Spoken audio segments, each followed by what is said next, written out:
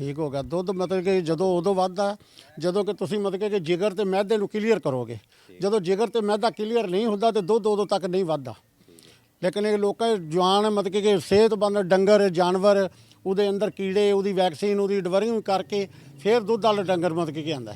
ਠੀਕ ਹੈ, ਉਹ ਜਿਹੜੇ ਭਾਈ ਨੂੰ ਤਲਬ ਹੋਵੇ ਸਾਡੇ ਫੋਨ ਨੰਬਰ ਰਾਸਤੇ ਅੱਗੇ ਹੈਗੇ ਆ, ਉਹ ਸਾਡੇ ਨਾਲ ਕਨੈਕਟ ਕਰਿਆ ਸੀ ਉਸ ਲਿਹਾਜ਼ ਨਾਲ ਮੌਸਮ ਦੇ ਲਿਹਾਜ਼ ਨਾਲ ਅਸੀਂ ਉਹਨੂੰ ਨੁਕਸ਼ਾ ਦਈਏ। ਮੱਝ ਦੇ ਅੰਦਰ ਵੀ ਤੇ ਤਾਕਤ ਹੋਣੀ ਚਾਹੀਦੀ ਨਾ ਜੀ ਨੁਸਖਾ ਤੁਸੀਂ ਹੈਵੀ ਦੇ ਦਿਓ। ਨਹੀਂ ਅਸੀਂ ਉਹਨੂੰ ਮਤਲਬ ਕਿ ਤਗਾਤ ਨਾਲ ਦੇਵਾਂਗੇ। ਅਸੀਂ ਇਸੇ ਕਰਕੇ ਉਦੋਂ ਕਰਦੇ ਅਸੀਂ WhatsApp ਤਾਂ ਦਿੱਤੇ ਕਿ ਸਾਨੂੰ ਵੀਡੀਓ ਸੁੱਟੋ, ਅਸੀਂ ਮੱਝ ਦਾ ਜਾਨਵਰ ਦਾ ਸਿਹਤ ਦੇਖੀਏ, ਸਿਹਤ ਦੇਖ ਕੇ ਉਹਦੇ ਲਿਹਾਜ਼ ਨਾਲ ਅਸੀਂ ਨੁਕਸ਼ਾ ਦਈਏ। ਗਰਮੀ ਹੈ ਤਾਂ ਗਰਮੀ ਦੇ ਲਿਹਾਜ਼ ਨਾਲ ਅਸੀਂ ਨੁਕਸ਼ਾ ਦਈਏ, ਅਗਰ ਸਰਦੀ ਹੈ ਤਾਂ ਸਰਦੀ ਦੇ ਲਿਹਾਜ਼ ਨਾਲ ਦਈਏ। ਲੇਕਿਨ ਜਿਹੜੇ ਡੰਗਰ ਕਮਜ਼ੋਰ ਹੈ, ਅੱਖਾਂ ਤੋਂ ਪਾਣੀ ਜਾਂਦਾ ਹੈ, ਪੱਠੇ ਘੱਟ ਖਾਂਦੇ ਆ, ਜਿਗਰ ਮੈਂ ਦਾ ਕੰਮ ਨਹੀਂ ਕਰਦਾ, ਅਸੀਂ ਉਹਦੀ ਖੁਦ ਮੈਡੀਸਨ ਇੱਕ ਤਿਆਰ ਕੀਤੀ ਹੈ। ਅਲਹਮਦੁਲਿਲਾ ਉਹਦੇ 'ਚ 12 ਤੋਂ 13 ਫਾਰਮੂਲੇ ਹੈਗੇ। ਅਲਹਮਦੁਲਿਲਾ ਅੱਜ ਮਤਲਬ ਕਿ ਤੁਸੀਂ ਦੇਣੀ ਸ਼ੁਰੂ ਕਰ ਦਿਓ